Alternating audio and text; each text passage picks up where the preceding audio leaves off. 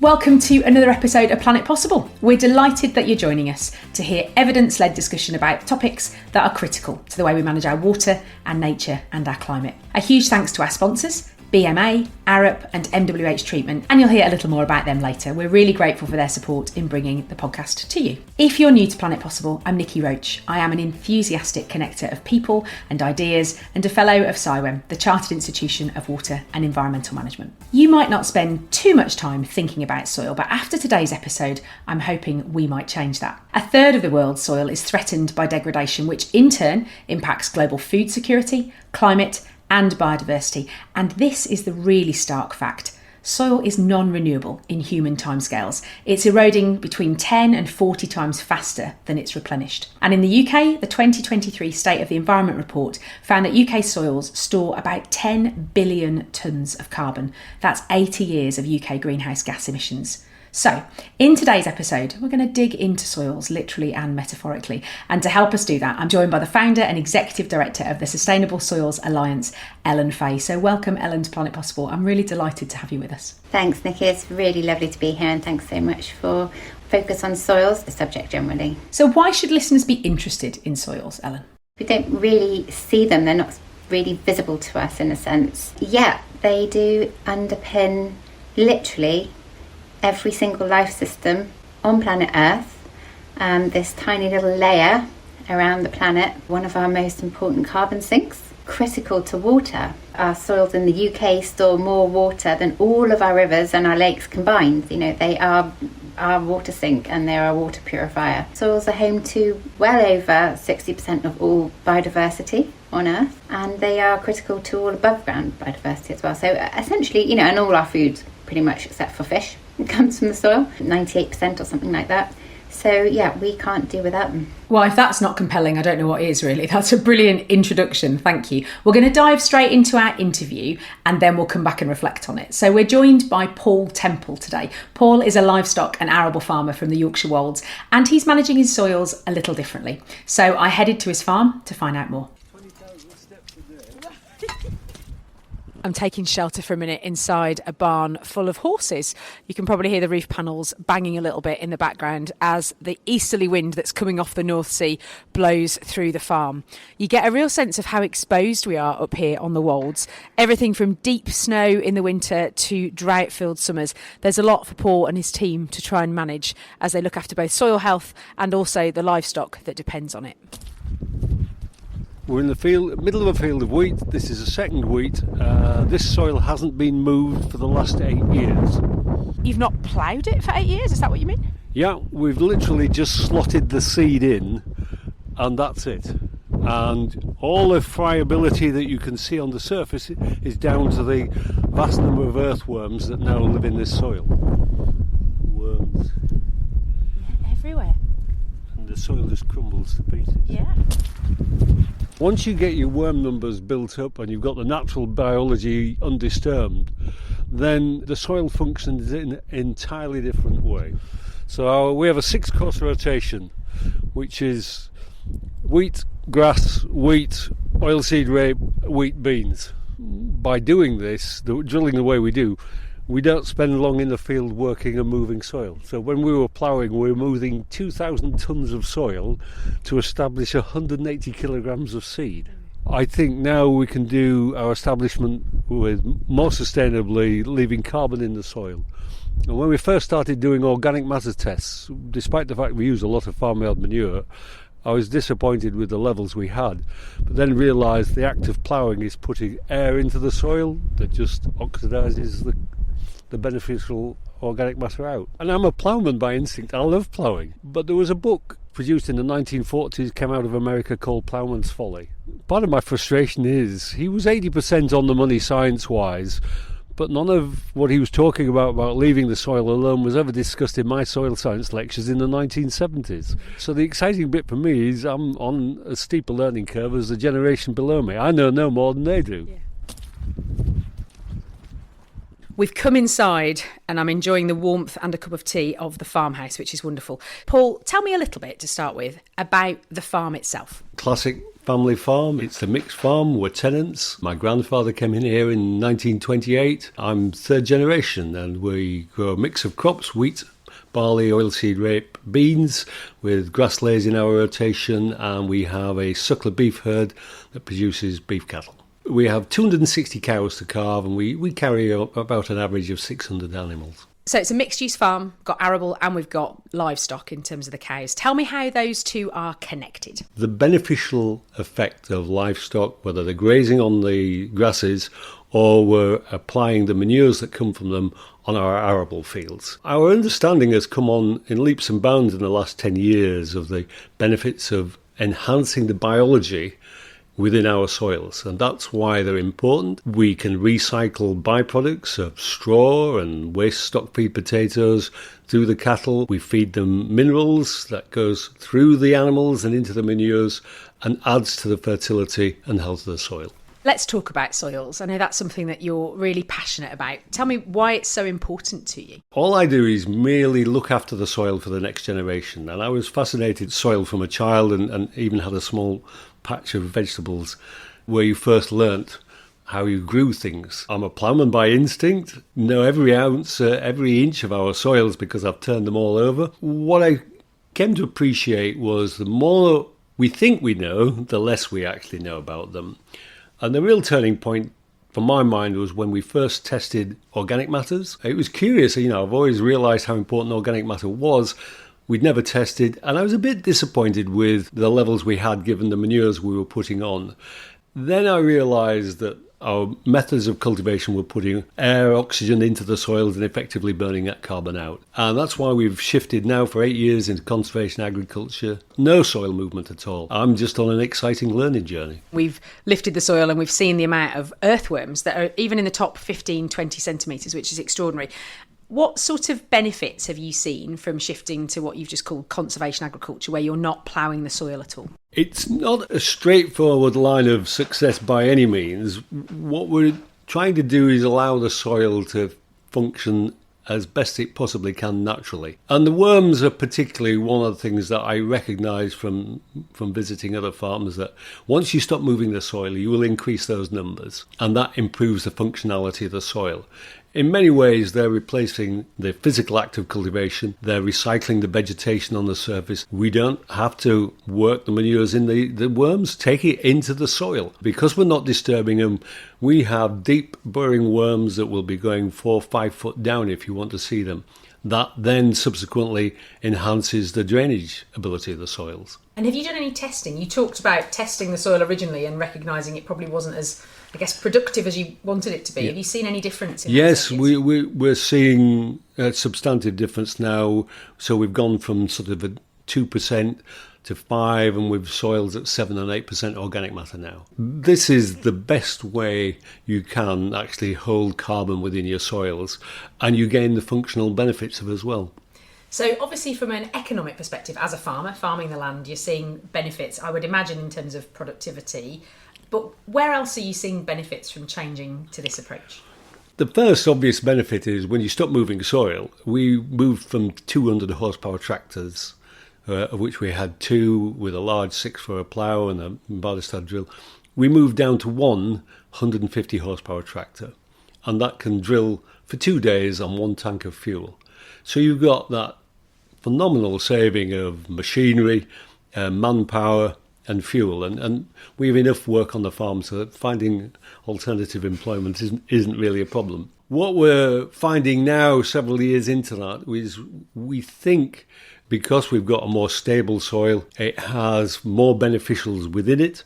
We have more confidence now to hold off using fungicides. I'm not against insecticides, but we've managed not to use them now for over 5 years. Growth regulators, because of the anchorage of the roots, we can modify the level of growth regulators we have. The weed management is more of a challenge, and you're seeing different weeds, and we're learning as every year goes by.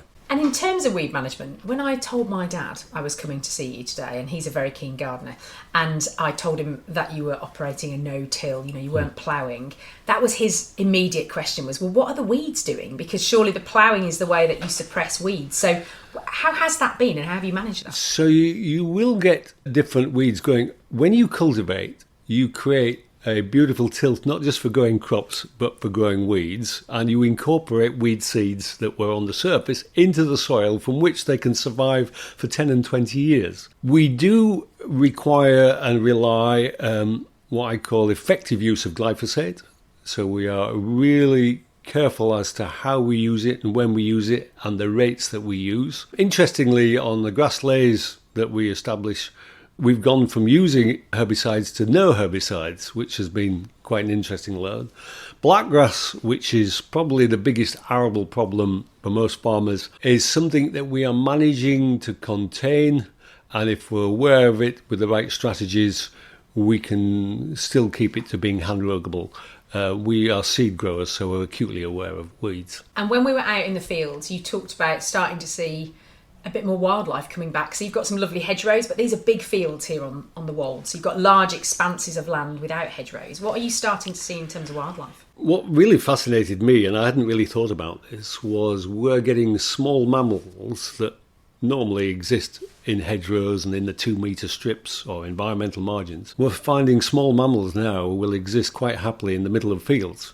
As a result of that, we're now seeing more raptors, which is a classic indicator that the food source is there. I have remarkable little understanding, and I wish we had access to more entomologists, because what it does expose is the lack of what I would call up-to-date data in when you stop moving soils, what actually happens. Are you attributing that to the fact that there's more earthworms in the first instance, so there's a food source there, and that's why you're then starting to see everything else coming in? Is that the... Earthworms are standalone. You stop moving them around and then they can produce more worms and live quite happily within the soils. The other insect life can exist in balance. We've very bravely not used any aphicide. That's an insecticide to kill aphids. Right. Aphids are a vector of virus. We're living in confidence that we hopefully have enough beneficials to keep this in balance. There was an awe-inspiring Saturday morning where the whole fields were just blanketed with cobwebs. I have no data behind it, but you know that those are things that you didn't see to the level that you are seeing now.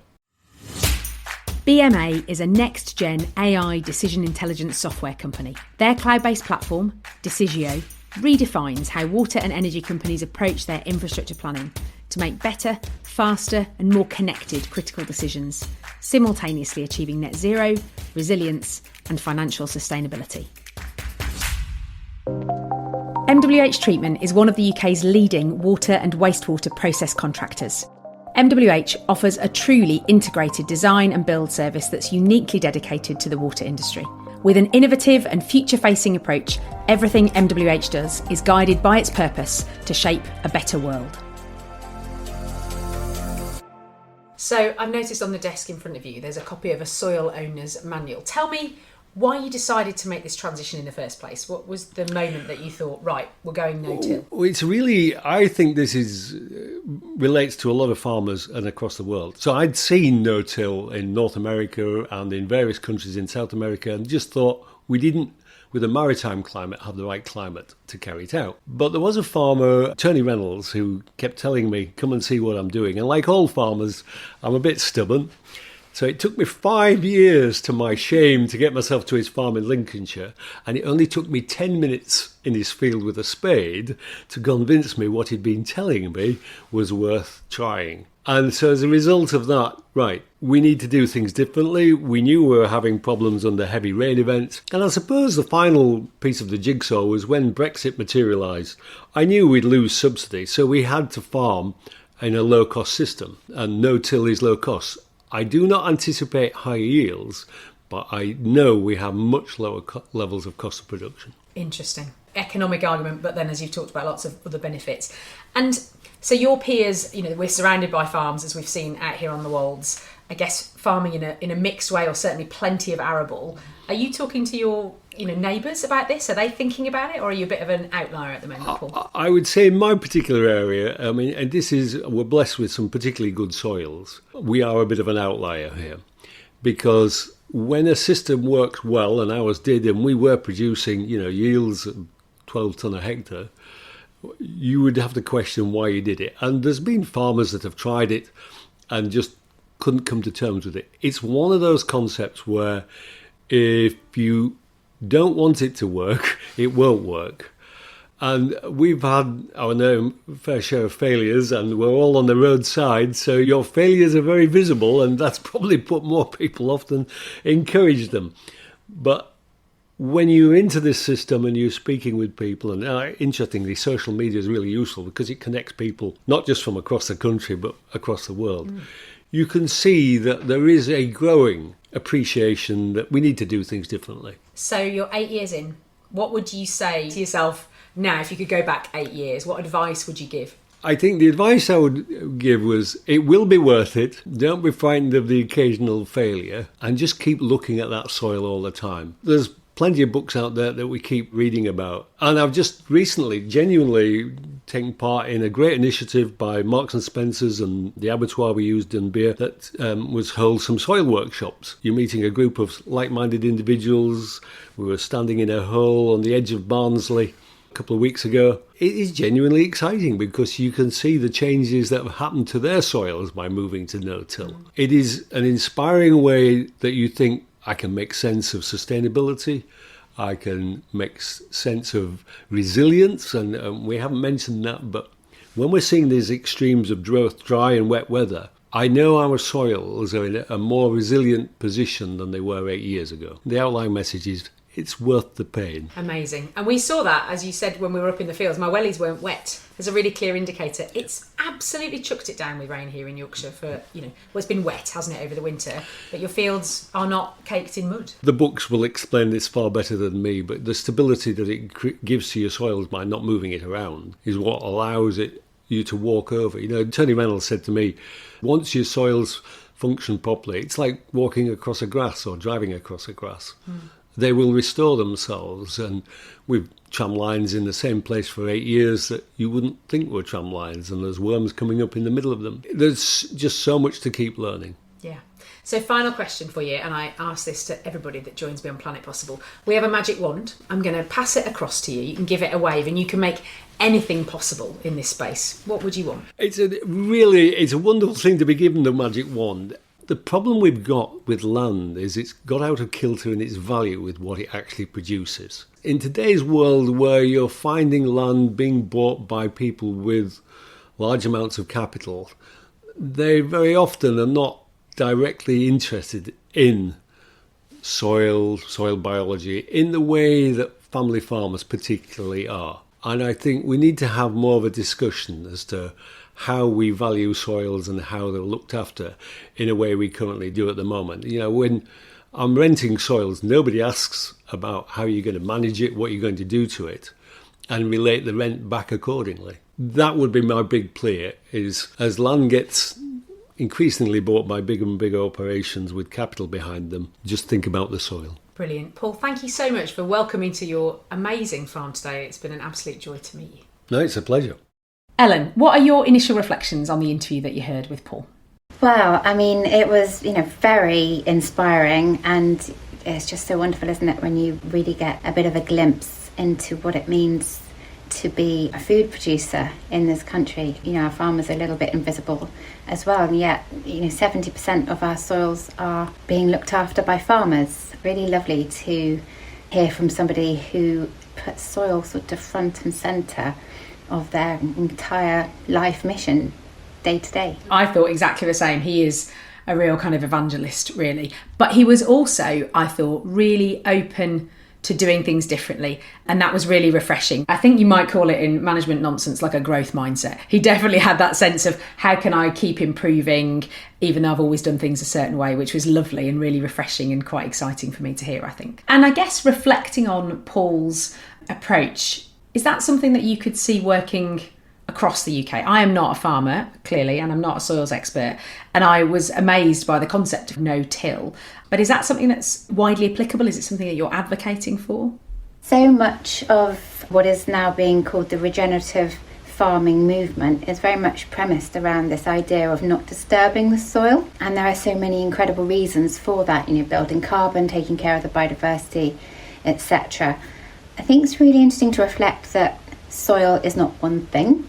So across our country, across the UK, there are over 750 different soil types, which are scientifically recognised. And soil is not the same sort of vertically. So you have the surface and you have the topsoil, which is where, you know, all that fertility is, and then you have subsoil.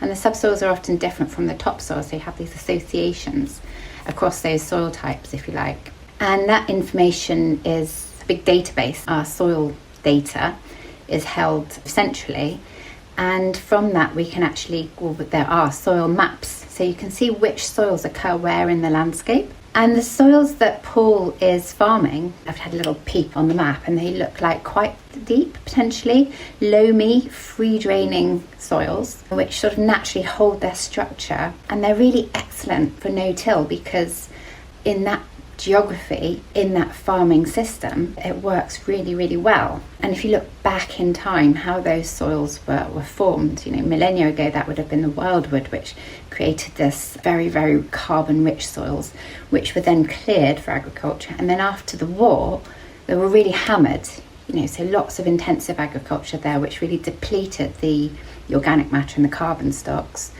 So just as like a perfect picture for that particular type of farming approach to build up the organic matter through no-tilling. The other side of your question, is it a one-size-fits-all that would work anywhere? Not necessarily.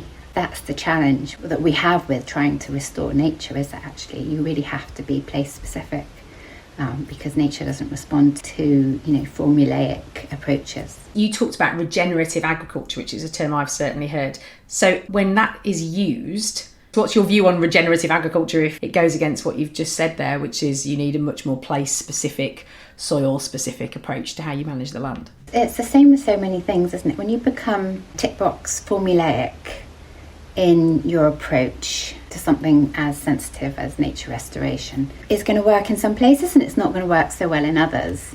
So I guess what we advocate for is, what are your outcomes? Are they the outcomes you're going for? And how do you understand what the outcome is that you're going for?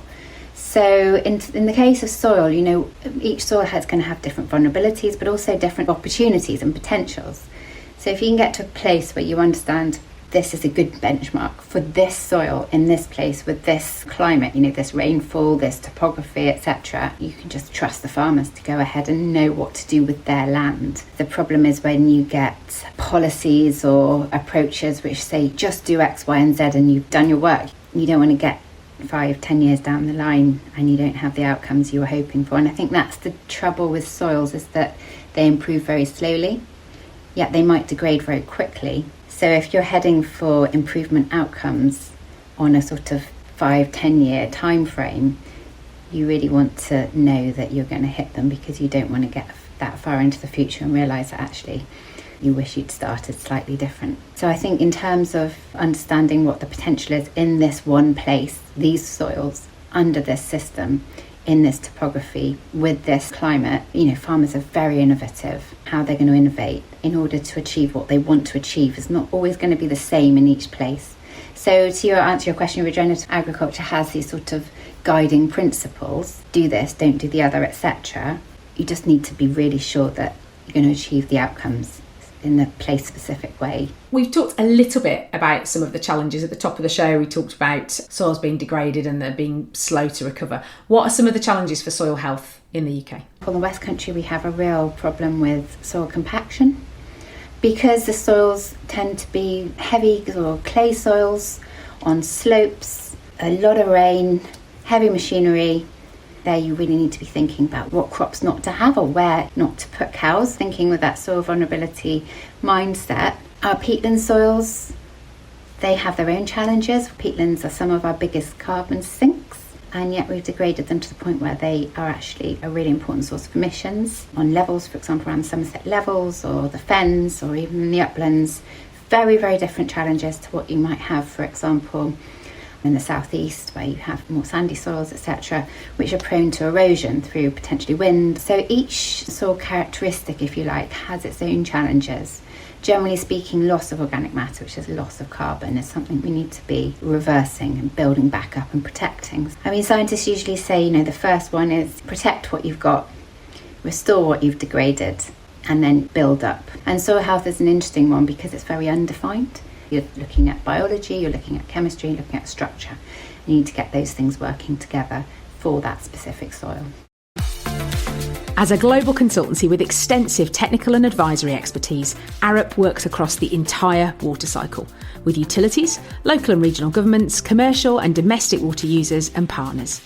From designing and maintaining key water infrastructure services to advising on natural catchments and flood defences, Arup helps its clients consider long-term economic, environmental and social dimensions. Arup, like Planet Possible, is focused on making progress for our climate, water and nature. Do we have national standards for soil and soil health? We don't, so we as an organisation spend an awful lot of our time thinking about this. So if you think about it in terms of water, where we have standards, we know what standard we would want to see in bathing water or drinking water. We have these sort of thresholds. We just don't have it for soil, and it's a real missing link. And of course that might look different for different sort of purposes as well. But for example, if you want to get the private sector to invest in soil, of course they're going to want to know what they're paying for. And if you don't have a standard, it's quite difficult to do that communication. The same with regulations, with protections, etc. Below what threshold is this a problem? It's a real issue. And then just in general, just talking about general improvement, how do people know what they're aiming for if you don't have really clear benchmarks? There have been a couple of projects to create soil health benchmarks that are sensitive to soil types, but there's nothing that is universally understood at this point. And is that a problem just for the UK, or is that globally we don't have standards for soil? Is anyone doing it really well, I guess is what I'm wondering. There's a lot of work in this space to develop standards. Even that needs standardising. I would hope that in the next sort of 5 years we're in a different place with standards. It's definitely a missing link. There hasn't really been a concerted effort around consolidating standards for soil. And in a way it's understandable, because soil has never really been one group's responsibility. And if you think about soils alongside other critical environmental indicators, air, water, etc., soil's quite a bit different because it underpins everything. We all need it to be perfectly healthy. And yet there's a kind of ownership issue there. So soils can be privately owned, and yet they are a public need and a public good. Who's responsible? Who makes the decisions? That ownership is scattered across, many thousands of people. So it's an interesting one. So why haven't soils got the airtime that they so clearly need? Part of it is that soils are by and large invisible to most people. The attention is going to be on crops or on animals, etc. It's just not very charismatic, Nobody wants to cuddle a nematode, There's been a little bit of a perfect negative storm there in a way, because education on soil, there's been an attrition of that. I mean, if you were to go out and want to do a soil science degree, you'd probably be quite hard pushed. We've had some strangenesses with soil in that, for example, our national soils data for England and Wales, that was sold off about 3 decades ago and has been inaccessible to most people until probably about 6 weeks ago, when it was brought back by the government. It's something we campaigned on a lot, but it's been a very awkward thing for the research community, the expert community, because of the way research is set up, how competitive research is, how difficult it is for institutions to share data. So we haven't really had a good culture of information sharing on soil, and that I think has set education back, generally speaking. So there are lots of individual reasons why things haven't really joined up into a really healthy ecosystem of soil prioritisation, soil education. And we've done some work recently on how soil is a critical thread across policy areas. It's quite difficult, I think, for policymakers to understand how prioritising soil would deliver other policies better, and that's from health through to education, through to the growth agenda, through right across the board. And if you look at flooding and drought, how these impact the economy, there's no question that if you get soil right, you get an awful lot of other things right, but it never gets the airtime it really deserves. As somebody who has spent my time working in the water sector, and part of that was around biosolids, actually, that was one of the areas where I suddenly felt much more acutely aware of soil condition and landowners. And for listeners that maybe don't understand, biosolids are the end product of wastewater treatment apart from clean water that gets returned to rivers, and they don't stop coming, and you have to find a home for them. And farmers were my customers for a very long time, and there's lots of debate about what's in sewage sludge and whether we should be putting that on land, and if we don't do that, well, what do we do with it? And that's a really big critical challenge, but one that needs to be addressed really carefully and really thoughtfully, because I think the risk is if we do that in a kind of knee-jerk way, then actually we end up with creating other consequences that we're not ready for. So for me, what you're painting a picture of here is how critical soils are to underpinning everything, but how they are so connected into every other system that it's kind of hard to amplify their challenges in some respects, because they're a bit of everything rather than a thing by themselves. Yeah, absolutely, that's right. Ubiquitous across everything, and yet slightly invisible as well. We could talk, so I could certainly talk soils forever, but time is running out. So I'm going to pass you the Planet Possible magic wand, Ellen. I'll give it a wave for you. You can make anything possible in this space. What would you want to make possible? We've touched on standards. It's a real bugbear or passion of ours that actually we would really love to see soil health standards across a range of different priorities, if you like. That's one thing. And the other thing is education. Love to see soil really embedded in education, right from primary school all the way through to degree level and beyond. You need one for the other really to be successful. So yeah, I'm going to kind of put those in one, if that's okay. So standards and education, yeah, and just general appreciation, I guess. Loving our soils and the odd nematode.